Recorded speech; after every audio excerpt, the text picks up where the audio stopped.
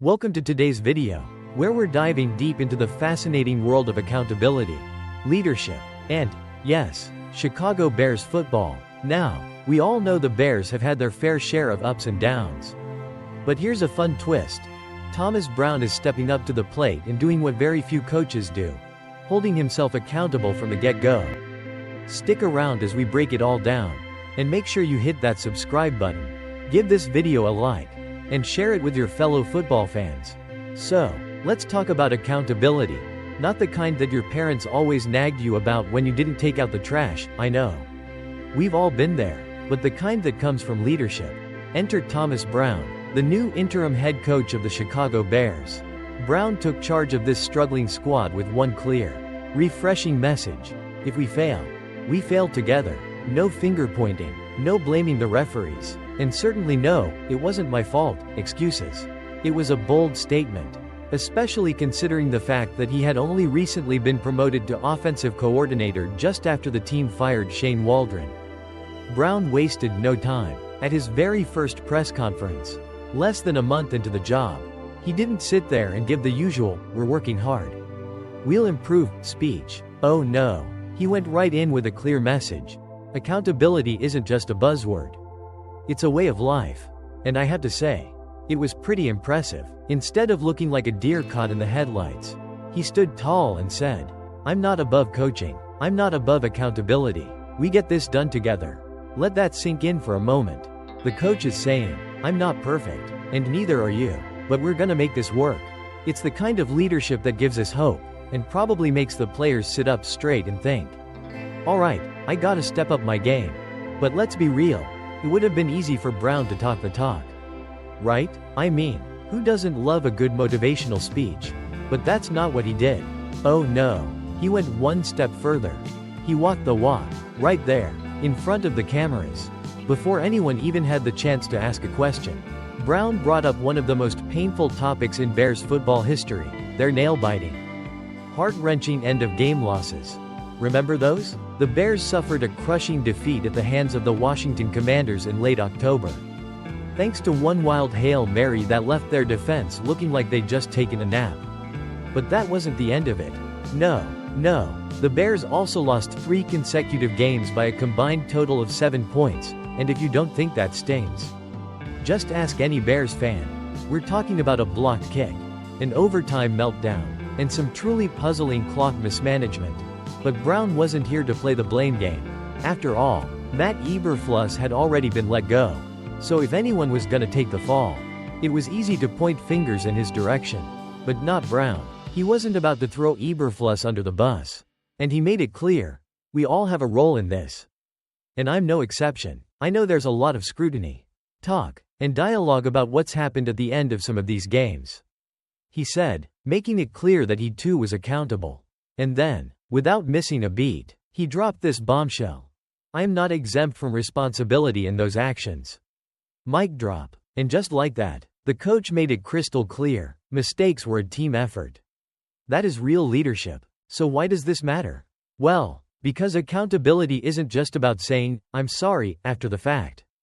It's about recognizing where things went wrong and fixing them together. And if there's one thing we learned from Brown, it's that he's not going to sugarcoat things. When the Bears lost to the Lions on Thanksgiving, down 16-0 at halftime, they didn't just roll over and call it quits.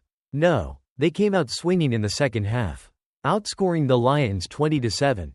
But the real drama came at the very end, with the Bears having an absolute chance to win, if only they could have managed the clock better.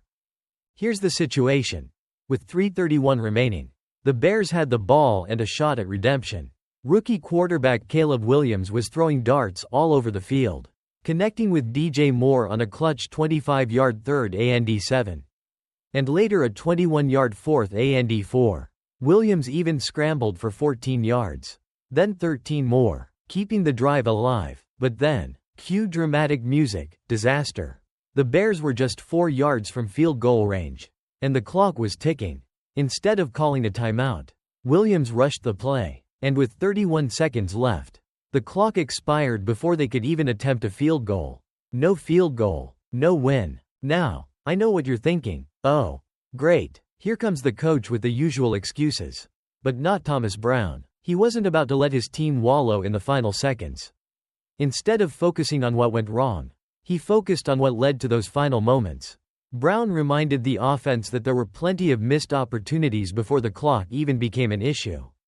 "We dug ourselves into a hole in the first half," he pointed out, acknowledging that they had to claw their way back in the second half.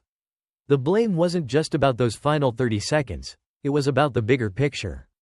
"We had several opportunities throughout the game," Brown said, urging his team to recognize their collective role in the loss. And guess what? Brown didn't stop there. Instead of pointing fingers, he took full accountability for the situation. "I won't get into the weeds of what was communicated, not communicated, because that's irrelevant," he said. Accountability was his focus, not excuses. "I don't remove myself from accountability in those scenarios." And there it is. A coach who isn't afraid to say, "I could have done better," because he knows that everyone in the locker room could have. That's the leadership the Bears need. So, what can we take away from all this? Well, for one, Thomas Brown is showing us that leadership is all about transparency, honesty, and, most importantly, growth. When mistakes happen, as they inevitably do in football, or, let's be honest, in life, the key is how you respond. Do you point fingers, or do you roll up your sleeves? Learn from it, and move forward? With Brown at the helm, it looks like the Bears are ready to embrace that growth. As the season moves forward, let's hope this approach pays off, not just in terms of wins, but in terms of creating a culture of accountability that can make this team stronger than ever before. The road ahead might be tough, but with a coach who's leading by example, the Bears are in for a bumpy but exciting ride. Thanks for watching. Don't forget to hit that subscribe button. Drop a like if you believe in accountability. And share this video with your fellow Bears fans.